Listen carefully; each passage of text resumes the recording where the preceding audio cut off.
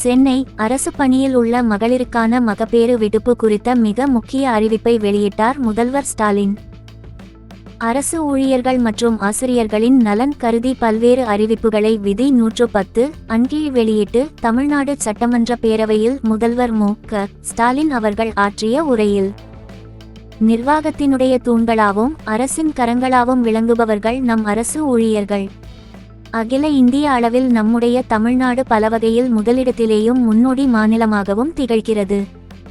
அரசு ஊழியர் மற்றும் ஆசிரிய பெருமக்கள் அனைவரின் உழைப்பும் சீரிய பங்களிப்பும் இதற்கு ஒரு மிக முக்கியமான காரணம்.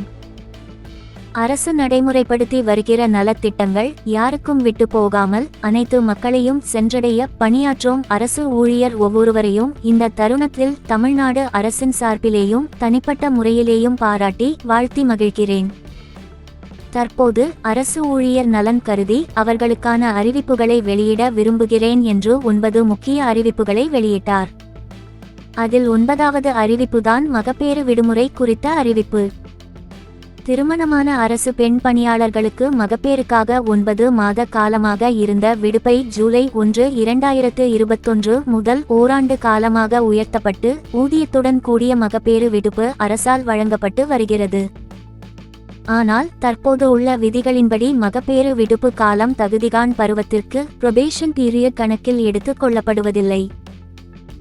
இதன் காரணமாக அரசு பணிகளில் பணியாற்றி வரும் பல்லாயிரக்கணக்கான இளம் மகளிர் மகப்பேறு விடுப்பு எடுத்தால் தகுதிகாண் பருவம் உரிய காலத்திற்குள் முடிக்க இயலாமல் அவர்களுடைய பதவி உயர்வு பாதிக்கப்படுவதுடன் பணிமுப்பினை இழக்கும் நிலையும் ஏற்படுகிறது. மகளிர் முன்னேற்றத்திற்காக அனைத்து முயற்சிகளையும் எடுத்து வரும் இந்த அரசு பணிகளில் பணியாற்றி வரும் மகளிரின் பணி உரிமைகளை பாதுகாக்கும் வகையில் இனிவரும் காலங்களில் அரசு பெண் ஊழியர்களின் மகப்பேறு விடுப்பு காலத்தினை அவர்களது தகுதிகாண் பருவத்திற்கு கணக்கில் எடுத்துக் கொள்ளலாம் என்று முடிவு செய்துள்ளது என்று முதல்வர் ஸ்டாலின் அறிவித்தார்.